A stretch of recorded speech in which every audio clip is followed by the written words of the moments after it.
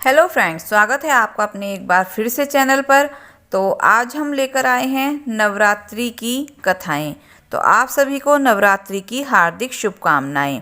आइए सुनते हैं नवरात्रि के शैलपुत्री की पावन कथा। माँ दुर्गा को सर्वप्रथम शैलपुत्री के रूप में पूजा जाता है। हिमालय के यहाँ पुत्री के रूप में जन्म लेने के कारण इनका नाम शैलपुत्री पड़ा। इनका वाहन वृषभ है, इसलिए यह देवी वृषारूढ़ा के नाम से भी जानी जाती हैं। इन देवी ने दाएं हाथ में त्रिशूल धारण कर रखा है और इनके बाएं हाथ में कमल सुशोभित है। यही देवी प्रथम दुर्गा हैं। यही सती नाम से भी जानी जाती हैं। इनके पीछे एक मार्मिक कहानी है। एक बार जब दक्ष प्रजापति ने यज्ञ किया तो इसमें सारे देवताओं को उन्होंने आमंत्रित किया, लेकिन भगवान शिव शंकर को इन्होंने नहीं बुलाया। देवी सती अपने पिता के यहाँ यज्ञ में जाने के लिए व्याकुल हो उठी। शंकर जी ने कहा कि उन्होंने सारे देवताओं को आमंत्रित किया है, लेकिन हमें नहीं बुलाया, ऐसे में वहां जाना उचित नहीं है। लेकिन देवी सती का प्रबल आग्रह देखकर शंकर जी ने उन्हें यज्ञ में जाने की अनुमति दे दी। देवी सती जब अपने पिता के घर पहुंची तो सिर्फ उनकी माँ ने ही उन्हें स्नेह दिया। बहनों की बातों में व्यंग और उपहास के भाव थे। उनके घर वालों में भगवान शंकर के प्रति तिरस्कार का भाव था और दक्ष प्रजापति जो कि उनके पिता थे, उन्होंने भी भगवान शिव शंकर के प्रति अपमानजनक वचन कहे। इससे सती को बहुत दुख हुआ। देवी सती अपने पति भगवान शंकर का अपमान नहीं सह सकी और उन्होंने खुद को यज्ञ की अग्नि में जलाकर भस्म कर दिया। जब ये बात भगवान शंकर को पता चली तो इस दुख से व्यथित होकर भगवान शंकर ने यज्ञ का विध्वंस कर दिया। यही सती अगले जन्म में शैलराज हिमालय की पुत्री के रूप में जन्मी और शैलपुत्री कहलाई। पार्वती और हेमवती भी इन्हीं देवी के अन्य नाम हैं। शैलपुत्री का विवाह भी भगवान शंकर से हुआ था। शैलपुत्री शिवजी की अर्धांगिनी बनी थी। इनका महत्व और इनकी शक्ति अनंत है। तो ये थी देवी शैलपुत्री जी की कथा। नवरात्रि के प्रथम दिन माता शैलपुत्री की पूजा करें।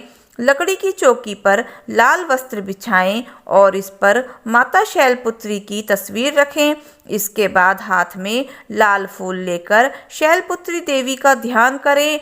माता को भोग लगाएं और उनके मंत्रों का जाप करें। माता के मंत्र का 108 बार जाप करें। इस प्रकार माँ शैलपुत्री की कृपा आप पर बनी रहेगी। ये कथा आपको कैसी लगी कमेंट बॉक्स में ज़रूर बताएं। तो प्रेम से बोलें शैलपुत्री माता की जय हो। अब हम आपको सुनाएंगे ब्रह्मचारिणी माता की कथा। तो प्रेम से बोलो ब्रह्मचारिणी माता की जय हो। माँ दुर्गा की 9 शक्तियों का दूसरा स्वरूप ब्रह्मचारिणी जी का है। यह ब्रह्मा शब्द का अर्थ है तपस्या। ब्रह्मचारिणी अर्थात तप का आचरण करने वाली। कहा भी है वेद तत्व और तप ब्रह्म शब्द के अर्थ हैं। ब्रह्मचारिणी देवी का स्वरूप पूर्ण ज्योतिमय और अत्यंत भव्य है और इनके दाहिने हाथ में जप की माला एवं बाएं हाथ में कमंडलू रहता है। अपने पूर्व जन्म में यह हिमालय के घर पुत्री रूप में उत्पन्न हुई थी।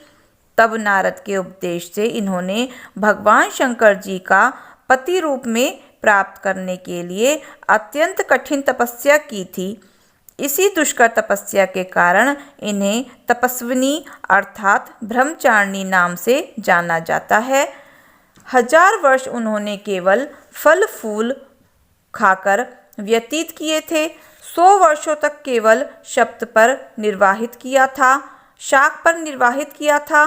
कुछ दिनों तक कठिन उपवास करते हुए खुले आकाश के नीचे वर्षा और धूप के भयानक कष्ट सहे। इस कठिन तपस्या के पश्चात 3000 वर्षों तक केवल जमीन पर टूटकर गिरे हुए बेलपत्रों को खाकर भगवान शंकर की आराधना करती रहीं। इसके बाद उन्होंने सूखे बेलपत्रों को भी खाना छोड़ दिया। कई हजार वर्षों तक वह निर्जल और निराहार तपस्या करती रहीं, पर खाना छोड़ देने के कारण उनका एक नाम अपर्णा भी पड़ गया। कई हजार वर्षों तक इस कठिन तपस्या के कारण ब्रह्मचारिणी देवी का नाम पड़ा। ब्रह्मचारिणी देवी का शरीर एकदम क्षीण हो उठा। उनकी यह दशा देखकर उनकी माता मैना देवी अत्यंत दुखी हो उठीं और उन्होंने उस कठिन तपस्या से विरक्त करने के लिए आवाज दी, उमा, अरे नहीं, ओ नहीं। तब से देवी ब्रह्मचारिणी का पूर्व जन्म का नाम उमा भी पड़ गया था। उनकी इस तपस्या से तीनों लोकों में हाहाकार मच गया। देवता, ऋषि, सिद्धिगण, मुनि सभी ब्रह्मचारिणी देवी की इस तपस्या को अभूतपूर्वक पूर्ण कीर्ति बताते हुए उनकी सराहना करने लगे। अंत में पितामह ब्रह्मा जी ने आकाशवाणी के द्वारा उन्हें संबोधित करते हुए प्रश्न स्वरों में कहा, हे देवी, आज तक किसी ने ऐसी कठोर तपस्या नहीं की थी। ऐसी तपस्या तुम्ही से संभव थी। तुम्हारे इस अलौकिक कृत्य से चारों ओर सराहना हो रही है। तुम्हारी मनोकामना जल्दी ही परिपूर्ण होगी। भगवान चंद्रमौली शिवजी होकर तुम्हें पति रूप में प्राप्त होंगे। अब तुम तपस्या से विरक्त होकर घर लौट जाओ। शीघ्र ही तुम्हारे पिता तुम्हें बुलाने आ रहे हैं। माँ दुर्गा जी का यह दूसरा स्वरूप भक्तों और सिद्धों को अनंत फल देने वाला है। इनकी उपासना से मनुष्य में तप, त्याग, वैराग, सदाचार, संयम की वृद्धि होती है। जीवन के कठिन संघर्षों में भी उनका मान कर्तव्य पद से विचलित नहीं होता। माँ ब्रह्मचारिणी देवी की कृपा से उन्हें सर्वत्र सिद्धि और विजय की प्राप्ति होती है।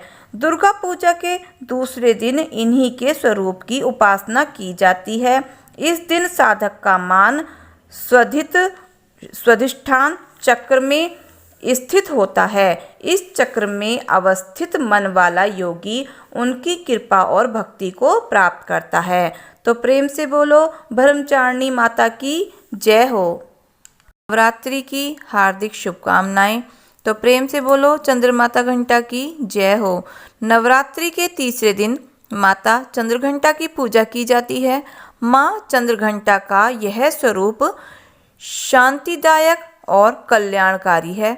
मस्तक पर घंटे के आकार का चंद्र धारण किए, 9 भुजाओं में त्रिशूल, गदा, धनुष, तलवार, कमान, बाण और एक कमंडल धारण किए हुए है और 10वें हाथ से भक्तों को आशीर्वाद देते हुए माता चंद्रघंटा सिंह पर सवार होती हैं। आदि शक्ति माँ भवानी अपने भक्तों के शत्रुओं के प्रति भयानक होती हैं। सती द्वारा स्वयं को पिता के यज्ञ में भस्म करने के बाद भगवान शिव शंकर सांसारिक मामलों से अलग हो गए थे और गहरे ध्यान लगाने और तपस्या करने के लिए पहाड़ों में जाकर बस गए थे। लेकिन सती के पुनर्जन्म में पार्वती द्वारा भगवान शिव को पाने के संकल्प को देखने के बाद भगवान शिव विवाह के लिए सहमत हो गए। विवाह के दिन भोलेनाथ एक विचित्र रूप में जल्लूस के साथ राजा हिमालय के महल में पहुँचे। उनका पूरा शरीर राख से लिपटा हुआ था। उनकी बारात में भूत, सन्यासी, साधुगण और अघोरी शामिल थे। भगवान शिव और उनके विचित्र विवाह के ऐसे भयानक जुलूस को देखकर पार्वती जी की माँ और अन्य रिश्तेदार भयभीत हो गए थे। अपने परिवार और भगवान भोलेनाथ को शर्मिंदगी से बचाने के लिए माँ पार्वती ने खुद को एक भयानक रूप में बदल दिया और वह रूप है चंद्रघंटा माता का। इस रूप में उनका रंग सुनहरा था और उनकी 10 भुजाएं थीं। चंद्रघंटा के रूप में मां पार्वती ने शिव भगवान से प्रार्थना की कि वह एक सुंदर राजकुमार का रूप धारण करें और अपनी शादी के जलूस को भी बदल दें। इस प्रकार भगवान शिव सुंदर राजकुमार का रूप लेकर और उन्होंने अपने जलूस को भी बदल दिया। इसके बाद माता पार्वती का भोलेनाथ के साथ बड़े ही धूमधाम से विवाह हुआ। शिव विवाह के दिन को हर साल महाशिवरात्रि के रूप में मनाया जाता है। माता चंद्रघंटा की कृपा से भक्तों के सभी पाप, संकट और शारीरिक तथा मानसिक कष्ट दूर हो जाते हैं। शेर पर सवार होकर मां चंद्रघंटा अपने भक्तों को उदारता का अनुभव कराती हैं। जो भक्त सच्चे मन से माता चंद्रघंटा की पूजा अर्चना करते हैं वो अपने चारों ओर दिव्य वैभव की आभा का अनुभव करते हैं। मां चंद्रघंटा दुष्टों का विनाश करने के लिए तैयार रहती हैं। अपने भक्तों के लिए वह हमेशा दयालु मां के रूप में प्रकट होती हैं। मां चंद्रघंटा की पूजा अर्चना करने से भक्तों को मणिपुर चक्र अर्थात नाभि चक्र से जागृत होने वाली शक्तियां प्राप्त होती हैं तथा सांसारिक कष्टों से मुक्ति मिलती है। माता चंद्रघंटा को लाल रंग के विशेष पुष्प अर्पित करने चाहिए, लाल फल चढ़ाने चाहिए। मां चंद्रघंटा की पूजा करते समय घंटे अवश्य बजानी चाहिए। माता को दूध या दूध से बनी हुई चीज़ों का भोग अर्पित करना चाहिए। मखाने की खीर के भोग से मां अति प्रसन्न होती हैं। तो प्रेम से बोलो मां चंद्रघंटा की जय हो। अब हम सुनाएंगे आपको मां कुष्ठमांडा की कथा। तो माता कुष्ठमांडा की जय हो। नवरात्रि के चौथे दिन मां कुष्ठमांडा की पूजा आराधना की जाती है। माता कुष्ठमांडा की 8 भुजाएं हैं। माता के 7 हाथों में कमंडल, धनुष, बाण, कमल पुष्प, अमृत कलश, चक्र और गदा है। वही माता के 8वें हाथ में सभी निधियां और सिद्धियां देने वाली रुद्राक्ष की माला है। कुष्ठमांडा मां शेर की सवारी करती है जो भक्तों को निर्भयता का आभास कराता है। मां कुष्ठमांडा की पूजा करने से सभी प्रकार के सुखों की प्राप्ति होती है। कुष्ठमांडा का अर्थ है ऊर्जा का एक पवित्र गोला, एक ऐसा गोला जिसमें ब्रह्मांड की रचना की है। ऐसा कहा जाता है कि जब सृष्टि का अस्तित्व नहीं था और चारों तरफ अंधेरा छाया हुआ था, तब एक छोटे से ऊर्जा के गोले ने जन्म लिया। वह ऊर्जा का गोला देखते ही देखते चारों ओर प्रकाशित होने लगा। फिर उस गोले ने एक नारी का रूप लिया। वह नारी आदि स्वरूपा आदि शक्ति मां कुष्ठमांडा है। इनका निवास स्थान सूर्यमंडल के भीतरी लोक में है, जहां निवास करने की क्षमता और किसी भी देवी देवता में नहीं है। यहाँ निवास करते हुए माता सभी प्राणियों को ऊर्जा प्रदान करती है। सृष्टि की रचना और इनके पालन के लिए माता कुष्ठमांडा ने सबसे पहले 3 प्राणियों की रचना करी। यह तीनों सर्वोच्च देवियां थीं।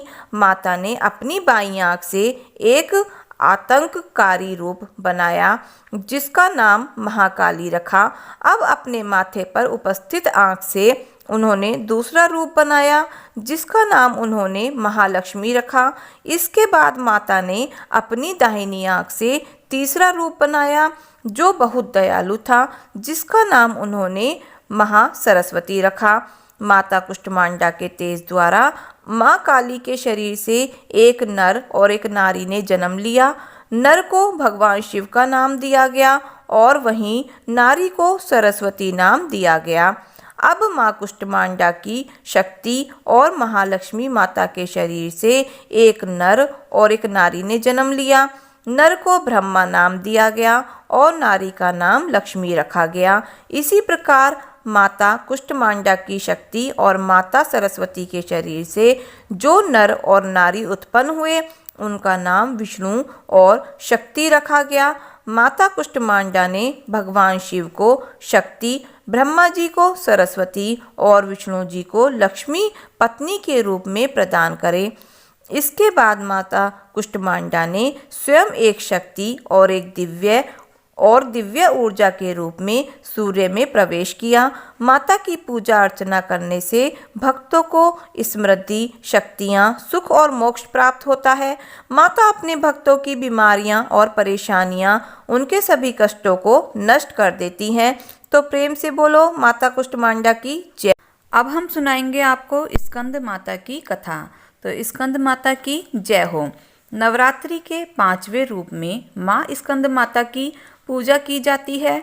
स्कंद माता की कृपा से मूढ़ भी ज्ञानी हो जाते हैं।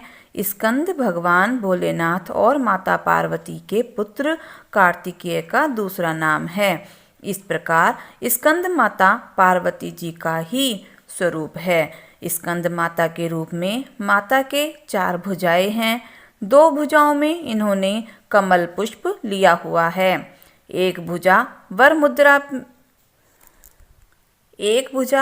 वर मुद्रा पर भक्तों को आशीर्वाद दे रही है और एक भुजा में माता ने कार्तिकेय जी को पकड़ा हुआ है।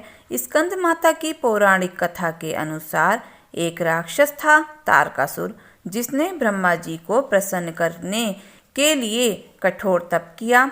उसके तप से प्रसन्न होकर ब्रह्मा जी उसके सामने प्रकट हुए और उसे मनवांछित वर मांगने को कहा। तब तारकासुर ने ब्रह्मा जी से अमर होने का वरदान मांगा।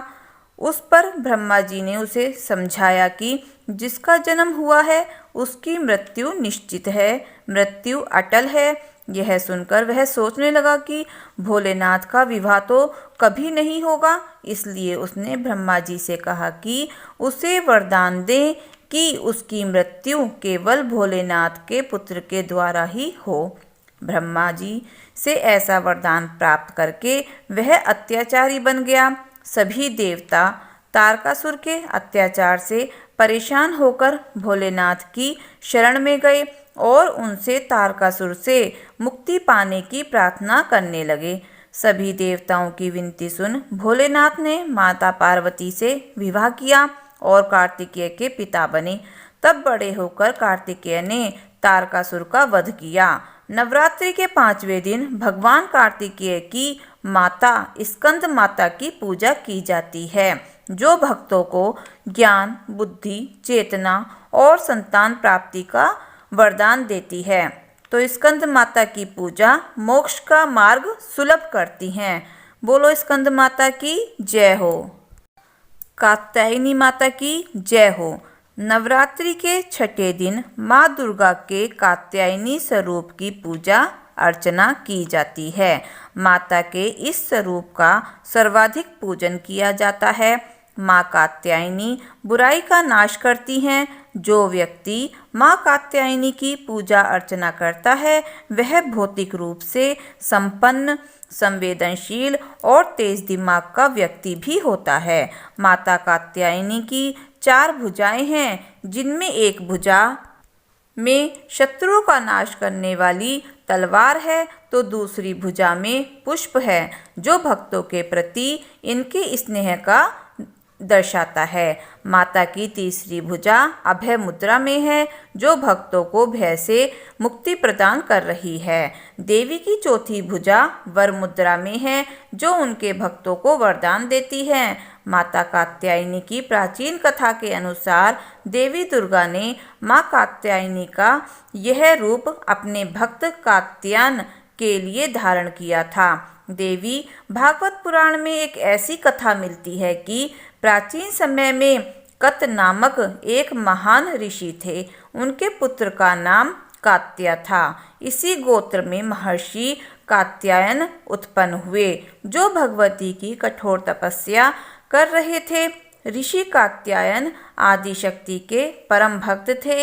इनकी इच्छा थी कि देवी उनके घर पुत्री के रूप में पधारें।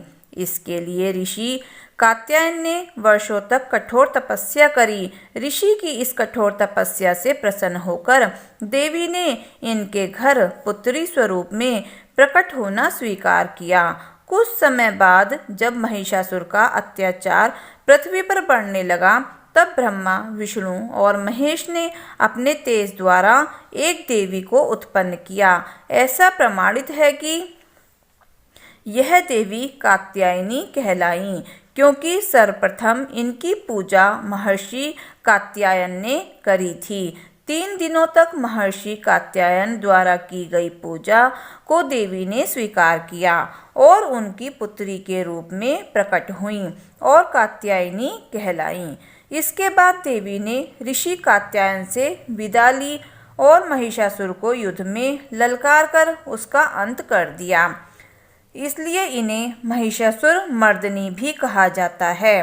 देवी कात्यायनी ब्रजभूमि की अधिष्ठात्री देवी के रूप में जानी जाती हैं। ब्रजभूमि की कन्याओं ने श्री कृष्ण भगवान को पति के रूप में पाने के लिए यमुना किनारे इनकी आराधना की थी। भगवान श्री कृष्ण ने स्वयं भी माँ कात्यायनी की पूजा करी थी। देवी कात्यायनी को लाल रंग अति प्रिय है, इसलिए माँ कात्यायनी की पूजा लाल रंग के पुष्पों से की जाती है। देवी कात्यायनी को शहद का भोग अवश्य लगाएं। माता की पूजा अर्चना करने से भक्तों को निरोगी काया प्राप्त होती है। माता का भक्त भय मुक्त जीवन जीता है। यदि कुंवारी कन्याएं माँ कात्यायनी की पूजा अर्चना करती हैं तो उन्हें मनवांछित वर प्राप्त होता है। माँ कात्यायनी व्यक्ति को सुखद वैवाहिक जीवन का आशीर्वाद देती हैं। तो प्रेम से बोलो माँ कात्यायनी देवी की जय। माता आदि शक्ति की जय हो। नवरात्रि के 7वें दिन माँ आदि शक्ति माँ दुर्गा के कालरात्रि रूप की पूजा की जाती है। पौराणिक कथाओं के अनुसार देवी के इस रूप की पूजा करने से दुष्टों का विनाश होता है। माँ इस स्वरूप को वीरता और साहस का प्रतीक माना जाता है। दुष्टों का नाश करने के लिए आदि शक्ति ने यह रूप धारण किया था। भक्तों के लिए माँ का रूप हमेशा शुभ फल देने वाला होता है। इस कारण माँ का नाम शुभांकरी भी है। ऐसी मान्यता है कि माँ कालरात्रि की कृपा से भक्त हमेशा भय मुक्त रहते हैं। उसे अग्नि भय, जल भय, शत्रु भय, रात्रि भय नहीं होता।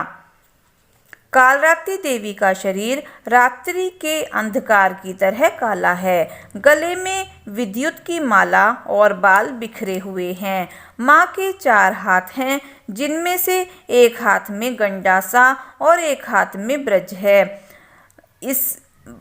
इसके अलावा माँ के एक हाथ वर मुद्रा में है और दूसरा अभय मुद्रा में है। इनका वाहन गदर्भ है। जब दैत्य शुंभ निशुंभ और रक्तबीज ने तीनों लोकों में हाहाकार मचा रखा था, तब चिंतित होकर सभी देवता भोलेनाथ के पास गए और उनसे रक्षा की प्रार्थना करने लगे। भगवान शिव ने माता पार्वती से राक्षसों का वध कर भक्तों की रक्षा करने के लिए कहा। शिव जी की बात मानकर माता पार्वती ने दुर्गा का रूप धारण किया और शुंभ निशुंभ का वध कर दिया। जब माँ दुर्गा ने दैत्य रक्तबीज को मौत के घाट उतार दिया तो उसके शरीर से निकले रक्त से लाखों रक्तबीज दैत्य उत्पन्न हो गए। ये देखकर माँ दुर्गा ने अपने तेज से कालरात्रि को उत्पन्न किया। इसके बाद जब माँ दुर्गा ने दैत्य रक्तबीज का वध किया, तब उसके शरीर से निकले रक्त को माँ कालरात्रि ने जमीन पर गिरने से पहले ही अपने मुख में भर लिया। इस तरह माँ दुर्गा ने रक्तबीज का भी वध कर दिया। माँ कालरात्रि की उपासना करने से ब्रह्मांड की सारी सिद्धियों के दरवाजे खुल जाते हैं और तमाम असुरीय शक्तियाँ उनके नाम के उच्चारण से ही भयभीत होकर दूर भागने लगती हैं। इसलिए दानव दैत्य राक्षस और भूत प्रेत उनके स्मरण से ही भाग जाते हैं। ये ग्रह बाधाओं को भी दूर करती हैं। इनकी कृपा से भक्त हर तरह के भय से मुक्त हो जाते हैं। तो बोलो कालरात्रि माता की जय हो। माता महागौरी की जय हो। अब हम आपको सुनाएंगे माता महागौरी की कथा।